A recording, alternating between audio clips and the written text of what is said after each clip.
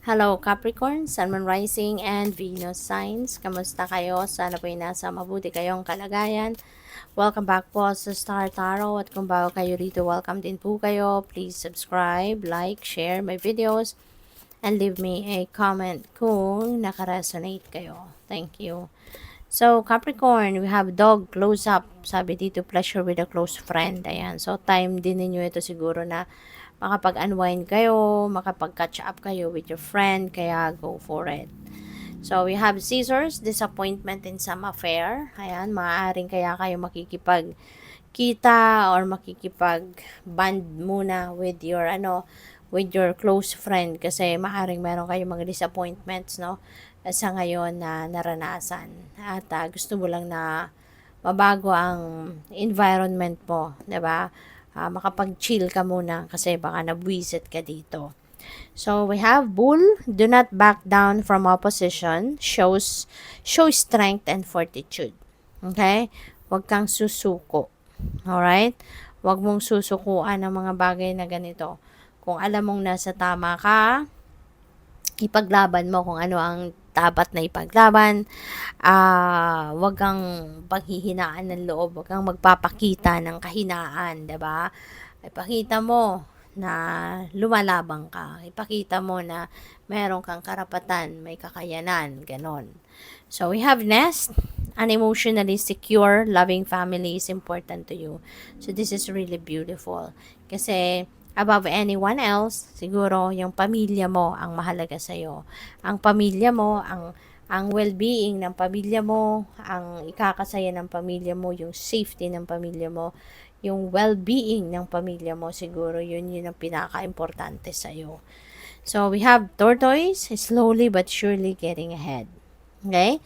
So napakaganda rin ng inyong approach sa buhay sa ngayon, slowly but surely.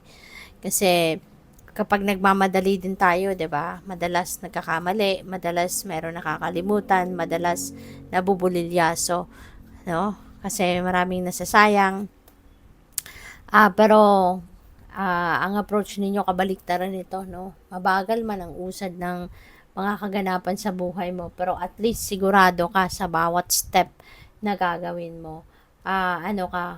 Sigurado ka sa bawat galaw, no? Natatahakin mo, no? Na magiging sigurado ka, maingat yung ganon, pinagplanuhan. We have needle and thread, a sincere wish will be granted. So, napakaganda nito, Capricorn.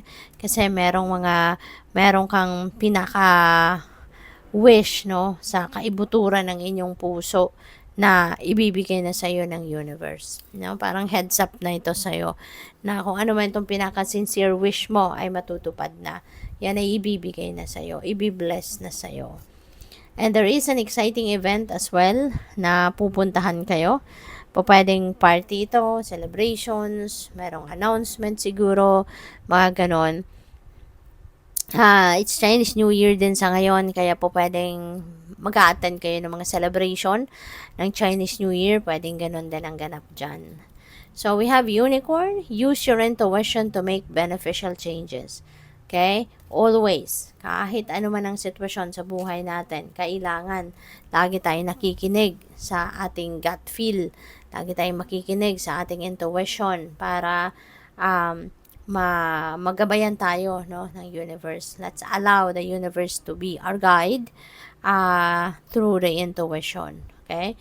Kasi pwedeng meron kayong mga kailangan baguhin sa buhay mo, meron kayong mga bagong approach na kailangan gawin, para mabago ang mga sitwasyon for your benefit, no? Kaya sundin mo kung anong bulong ng inyong intuition. Persevere and you will overcome problems. Ayan. So, instead na sumuko kayo, 'di ba? Walang sukuan, kundi mas magandang pagsikapan, pagtiyagaan, 'di ba? Ang mga paghahanap ng solusyon sa mga problema. You may need to persevere, 'di ba? Persevere and for sure you will overcome problems. Okay? Magsikap, magtiyaga, 'di ba? At ma-overcome mo din anumang klaseng problema. Okay? Kasi kapag in-avoid mo yung problema, hindi rin naman yan mawawala. 'Di ba? Kapag iniwasan mo yung problema, tinakbuhan mo yung problema, hindi rin naman yan sasama sa'yo. 'Di ba? Sa pagtakbo, nandyan pa rin yan. 'Di ba? So, hindi rin naman yan matatapos hanggat hindi mo ina-address. So, what else? We have time to act. Okay? Baka mayroon ng mga opportunity dyan. Take advantage of that. Okay? It's time to act. Wag na nating alagaan yung manyana habit. 'Di ba? Minsan meron tayong mamaya na 'yan, bukas na, sa makalawa na. 'Di ba? Before an opportunity slips away from you, 'di ba? Kailangang take advantage mo na, 'di ba? Para na matapos na. Lalo-lalo na kung yung opportunity na to is related sa pag-solve sa isang problema, 'di ba? So bakit pa natin ipagpapabukas, 'di ba? So gawin na agad, take advantage of it, tignan mo na agad para matapos na 'to, ma-solve na ang problema.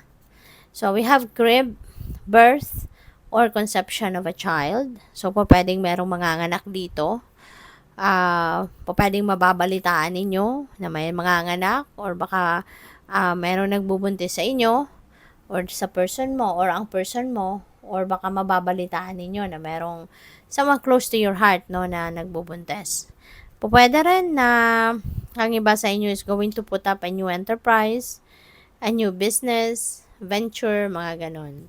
So, what else? We have younger man. Yan. So, you may be dealing with a younger man around this time. No? Pwedeng karelasyon mo to. Pwedeng may blood relationship ka dito or romantic relationship. Depende sa inyong sitwasyon. But yes, you will be dealing with a younger man around this time. So, good luck. Thank you for watching. Love and light. Namaste.